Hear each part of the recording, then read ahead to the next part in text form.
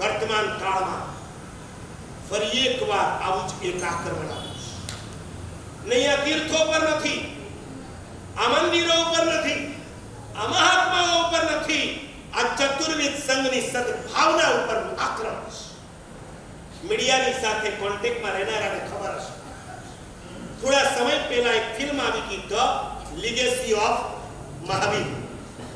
આ નામની એક ફિલ્મનો પ્રોમો આવી ગયો, ફિલ્મ રજૂ થવાની હતી અને આપણા ચતુર્વિધ સંઘને સમાચાર મળ્યા.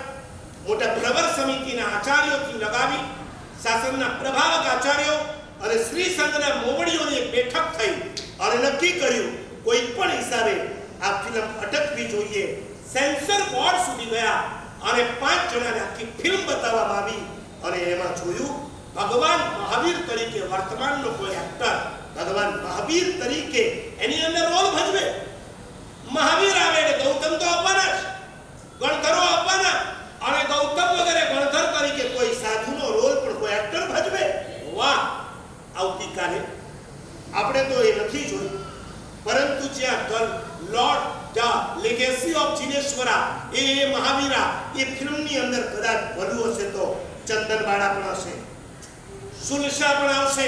અમારા મહાવીરને દુનિયાની વચ્ચે મૂકવા છે, આ રીતે નથી મૂકવા, અમારા આચારો દ્વારા મૂકવા છે.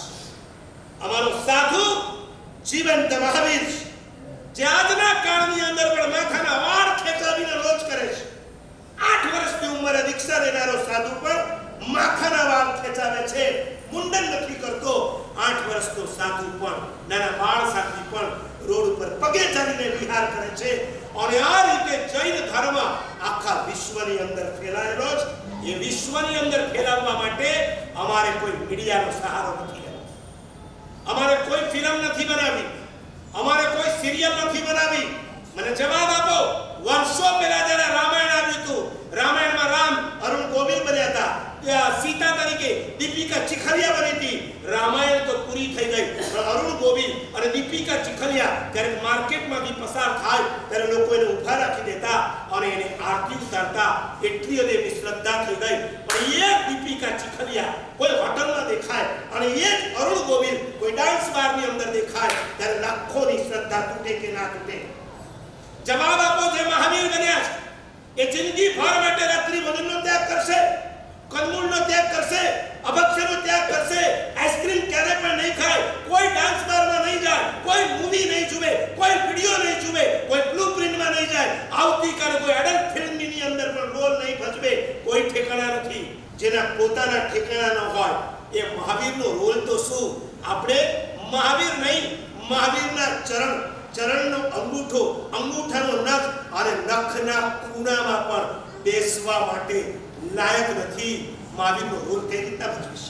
ધ લીગેસી ઓફ મહાવીરા નામે જ્યારે આપવાનું હતું, આપણો વિરોધ થયો સેન્સર બોર્ડની અંદર. જ્યારે સેન્સર મૂકવામાં વાત આવી અને પછી આપણી સાથે ચીટિંગ થયું. ફરી એકવાર નામ બદલી અને 2 દિવસ પછી આ ફિલ્મ આવી રહી છે એવા સમાચાર. The legacy of જીનેશ્વરા.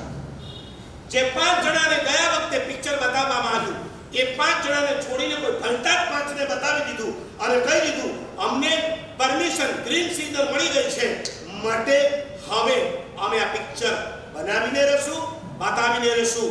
કોણે બનાવ્યું છે, એનો આઈડિયા કોનો છે, કેમ બનાવ્યું છે, આ ચર્ચામાં આપણે ઉતરવા નથી માંગતા.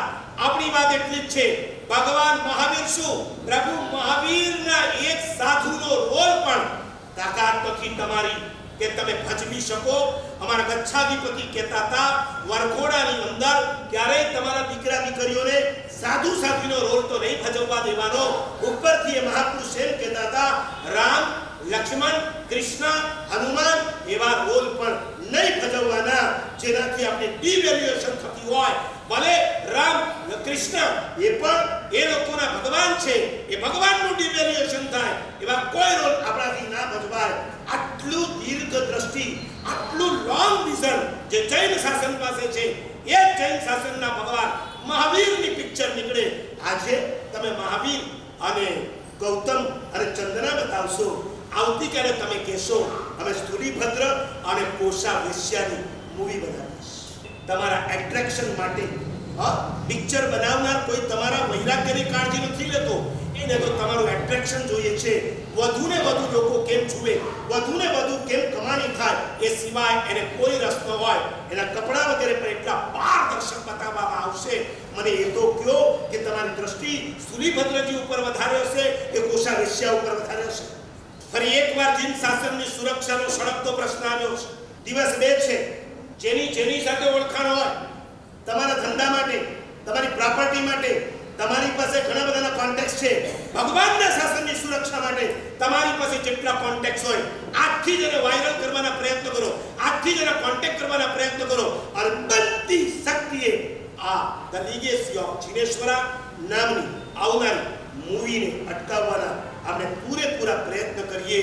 આચાર્ય ભગવાનના શાસનની ચિંતામાં વ્યસ્ત હશે. દરેક સૈકે આવા આક્રમણો આવવાના છે. આપણે આપણું પુણ્ય બળ ગમે તેટલું વધારીએ, પણ પડતા કાળની અંદર આક્રમણો આવવાના છે. ત્યારે અદબવાળીને આપણે બેસવાનું નથી. આપણી શક્તિ મુજબ આવનારા આક્રમણોને ખાળવા માટેના પ્રયત્ન કરવા.